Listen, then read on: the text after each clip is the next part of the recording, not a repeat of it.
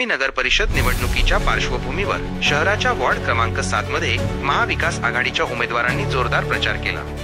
नगराध्यक्ष पदाचे उमेदवार आणि सर्व स्थानिक उमेदवारांनी नागरिकांच्या गाठीभेटीचा धडाका लावला। नागरिकांनी उमेदवारांचे पुष्पहार घालून उत्साहाने स्वागत केले। यावेळी महाविकास आघाडीच्या उमेदवारांना जनतेचा उत्स्फूर्त प्रतिसाद मिळत असल्याचे चित्र दिसले। या प्रचार दौऱ्यादरम्यान उमेदवारांनी विजयाचा ठाम विश्वास व्यक्त केला।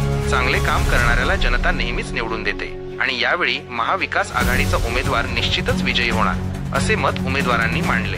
ते यांनी सध्याच्या परिस्थितीवर चिंता व्यक्त करत धडपशाही, गुंडागिरी, दादागिरी आणि अवैध धंद्यांच्या सुळसुळाटास आवर घालण्यासाठी आम्ही जनतेच्या आग्रहास्तव निवडणुकीच्या मैदानात उतरलो आहोत असे स्पष्ट केले।